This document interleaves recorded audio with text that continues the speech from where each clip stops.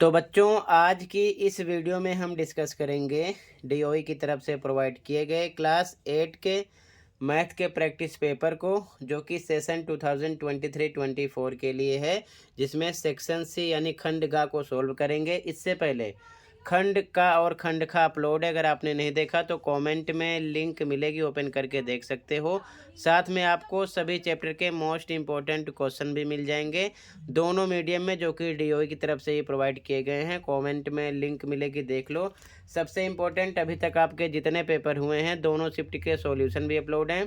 Comment में playlist की link मिलेगी, वो भी देखकर आप अपने स्कोर चेक कर सकते हो। तो कमेंट को चेक कर लेना। आ जाओ सीधा क्वेश्चन पर।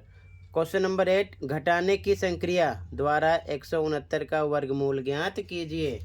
सॉल्यूशन देखो, आंसर नंबर 8। ठीक है, अब इसके लिए आपको पता होना चाहिए विषम संख्याएं। तो विषम संख्या क्या होती हैं? जो दो के पहाड़े में ना आए। जैसे एग्जाम्पल 1, 3, 5, 2 प्लस करते चलो, 7, 2 9, 2 11, 2 13, 2 15, 2 17, 2 19, 2 21, 2 23, 2 25, 2 27, मतलब इसी प्रकार डॉट डॉट डॉट बढ़ती रहेगी। तो बारी बारी इन्हीं नंबरों से हमको माइनस करना है। निकालना कितने का है? 169। तो यहाँ पर लिख दिया 169। तो सबसे पहले 169 में से 1 माइनस करेंगे, पहली विषम संख्या। तो कितना आएगा? आ जाएगा 168। फिर ये नंबर जो आया इसको फिर से इधर लिखो 168। अब इसमें से अगली संख्या कितनी? 3 है, माइनस कर दो। कितना मिलेगा आपको? 165।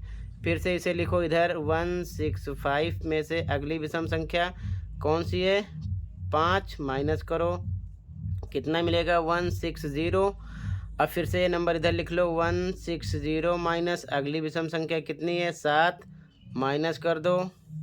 कितना मिलेगा? 153। फिर से ये नंबर इधर लिखो 153 माइनस अगली विषम संख्या कितनी है? 9, 9 माइनस करो। कितना आएगा? 144। फिर से ये नंबर इधर लिखो 144 माइनस अगली विषम संख्या 9 के बाद कितना? 11, माइनस करो। कितना आएगा? 133। फिर से ये नंबर इधर लिखो। ठीक है, ये नंबर इधर लिखो 133 माइनस अगली विषम संख्या कितनी है? 11 के बाद 13 माइनस करो इसमें से। कितना मिलेगा? 120। फिर से लिखो 120 माइनस अगली विषम संख्या 13 के बाद 15। आपको तब तक माइनस करना है जब तक कि 0 ना आ जाए। फिर से इधर लिख लेंगे 105 माइनस 15 के बाद कितना माइनस करोगे? 17, 17 लिख दिया। फिर से घटाने पर कितना आएगा? 88। फिर से इधर लिखो 88 माइनस 17 के बाद कितना माइनस करना है आपको? 19, माइनस करो। कितना आएगा? 69। अगला नंबर 19 के बाद 21, कितना आ जाएगा? माइनस करो 69 में से 48 आ गया। ठीक है, आगे फिर से लिखेंगे 48 माइनस 21 के बाद 23 माइनस करना है, 23। कितना आएगा? 25। फिर से लिखा 25 माइनस अगली विषम संख्या 25। कितना आ गया? 0। अब 0 आ गया तो आपका आंसर हो चुका है। नहीं आएगा तब भी आंसर यहीं पर आपको बताना पड़ेगा। ठीक है, तो ध्यान रखना, बारी बारी विषम संख्याएं घटाओगे। 1 2 मिलाओ, 3 2 5 2 7 2 9 2 11 2 13 2 15 2 17 2 19 2 21 2 23 2 25। ठीक है ना, इसे ही आपको माइनस करना है। जो संख्या आएगी माइनस करने पर वही लिख कर माइनस करते जाना। 0 आ गया तो बराबर लिखोगे, अतः रूट में 169 ये किसका वर्गमूल होगा? 13 का। और कैसे पता चला? देखो ध्यान से, कितनी बार माइनस किए हो? 1 2 3 4 5 6 7 8 9 10 11 12 13, तो 13 आ गया, यानी 13 आ गया। 13 बार आपने माइनस किया है, ठीक है। तो इसे क्या बोलते हैं? इसे बोलते हैं घटाने की संक्रिया द्वारा वर्गमूल निकाल दिया। 169 का वर्गमूल क्या होगा? 13। समझ गए? क्योंकि हमने 13 बार इसे माइनस किया, ठीक है। समझ में आ गया? अगला क्वेश्चन देखो इसका अथवा क्वेश्चन, घटाने की संक्रिया द्वारा जांच कीजिए कि क्या 140 एक पूर्ण वर्ग है। अब 140 सोल्व करना है सेम ऐसे ही, तो चलो देखते हैं इसका सॉल्यूशन। फिर से अथवा का आंसर है, ठीक है। अब विषम संख्या ध्यान में रखना, किसका निकालना है? 140 का।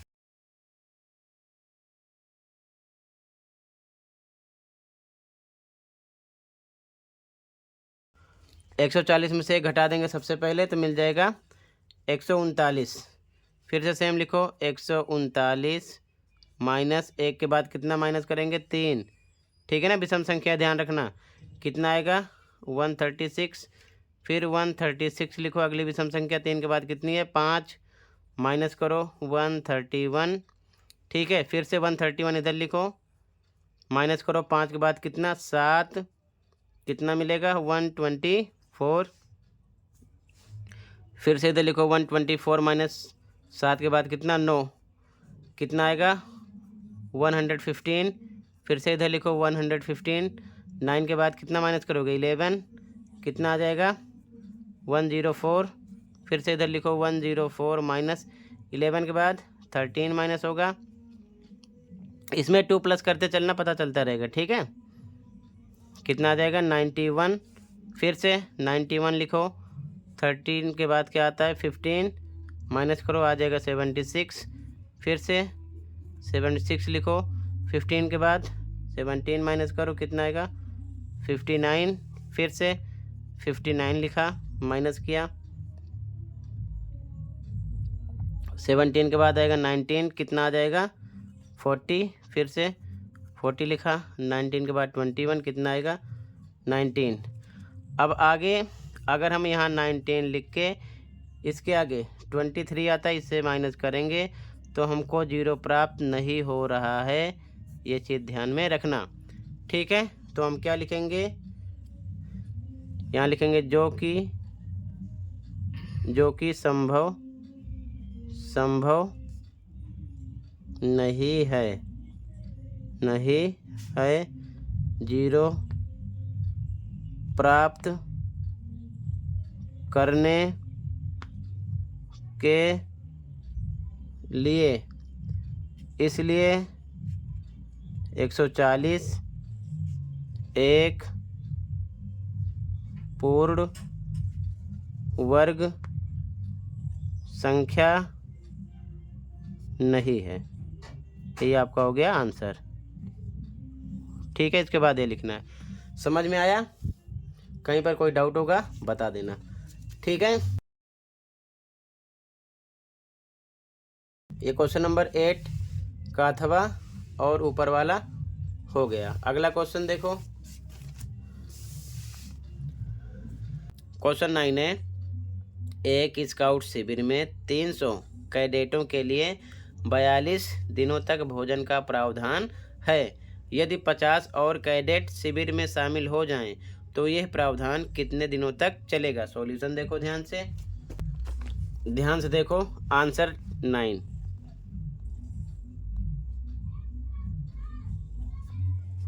आंसर 9 ध्यान से देखो, ठीक है।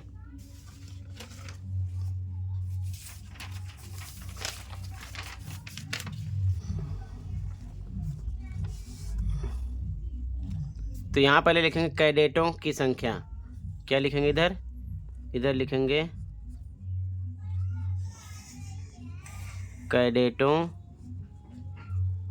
की संख्या, और नीचे लिखेंगे दिनों की संख्या, क्योंकि दिनों की बात हो रही है। दिनों की संख्या, ठीक है ना।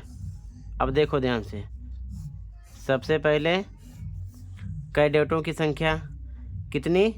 300, तो यहाँ लिखा 300। उस टाइम पर दिनों की संख्या कितनी थी? 42। या लिख दिया 42, यहाँ लिखा 42। अब आगे यदि कह रहा है कि प्रावधान है, यदि 50 और कैडेट शिविर में शामिल हो जाएं, 300 थे और 50 और शामिल हो जाएंगे, तो कहने का मतलब ये है कि 300 में 50 और प्लस करना है, हो जाएंगे उस टाइम पर 350।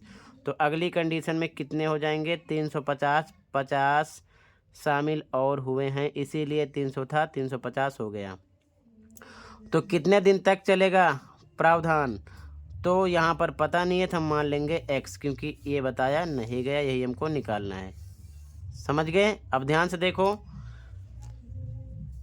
300 जब संख्या थी तो 42 दिन तक चला। अब संख्या बढ़ गई तो ये कम हो जाएगा। तो यहाँ पर प्रतिलोम अनुपात का नियम चल रहा है। तो जब यहाँ पर प्रतिलोम अनुपात का नियम चल रहा है तो हम लिख सकते हैं बच्चों, यहाँ पर 300 गुणे 42, 300 गुणे 42 बराबर, इधर भी सेम 350 गुणे x के। ठीक है, तो x बराबर इधर 300 गुणे 42 रहेगा, बटे के नीचे इधर से क्या आ जाएगा? 350 बराबर इधर केवल क्या बचेगा? x। अब सोल्व कर लो, 1 0 से 1 0 कट गया। ठीक है, 5 से कट करते हैं, 5 7 35, ऊपर 30 बचा, 5 6 30। 7 से कट करो, 7 एकम 7, 7 6 42, केवल बच रहा है 6 गुणे 6, यानी कि 6 गुणे 6 बराबर x। तो यानी कि मिल गया 36x का मान। ठीक है, तो कहने का मतलब दिनों की संख्या x माना है तो 36 दिन चलेगा, तो आंसर आपका आ जाएगा 36 दिन। ठीक है, ये चीज़ ध्यान में रखना। क्लियर है? कहीं पर कोई डाउट होगा बता देना। आगे देखो ध्यान से, अगला क्वेश्चन, क्वेश्चन 10, किसी सड़क को समतल करने के लिए एक सड़क रोलर को सड़क के ऊपर एक बार घूमने के लिए 750 चक्कर लगाने पड़ते हैं। यदि सड़क रोलर का व्यास 84 सेंटीमीटर और लंबाई 1 मीटर है तो सड़क का क्षेत्रफल ज्ञात कीजिए। इम्पोर्टेंट क्वेश्चन है, ये भी ध्यान से देखो क्या क्या दिया है। इसका सॉल्यूशन देखो ध्यान से, यहाँ पर आंसर नंबर 10 देखो,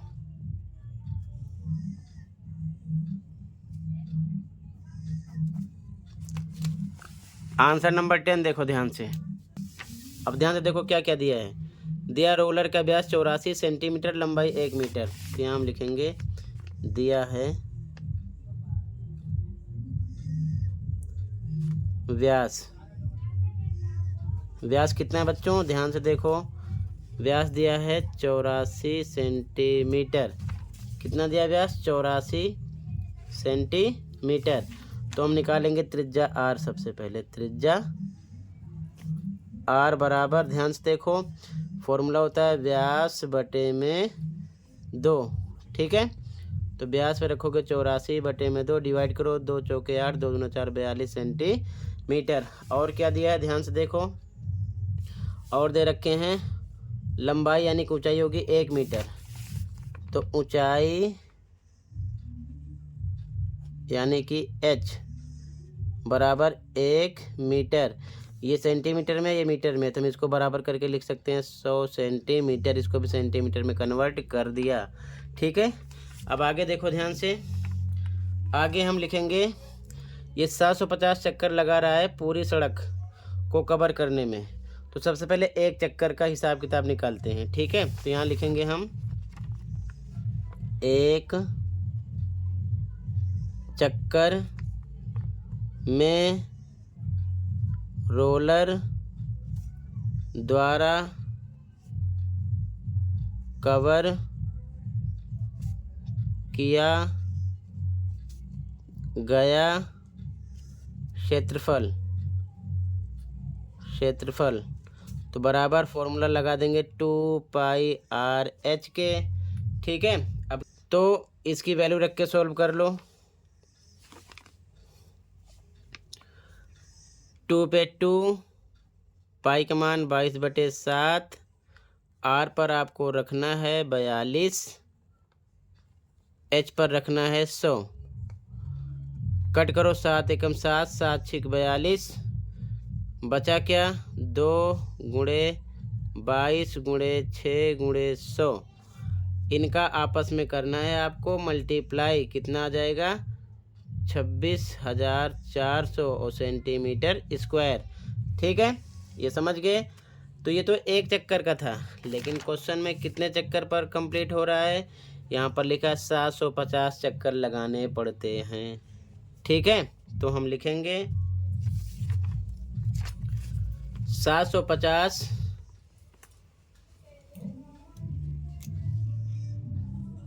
यहाँ लिखेंगे, अतः 750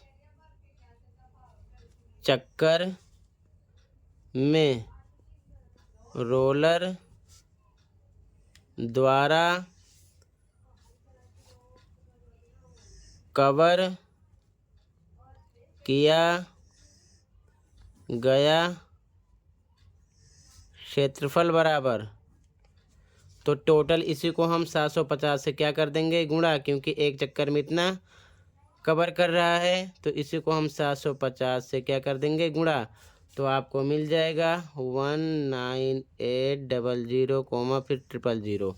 ठीक है, ये आपका मिलेगा सेंटीमीटर स्क्वायर में। आपका आंसर हो चुका है।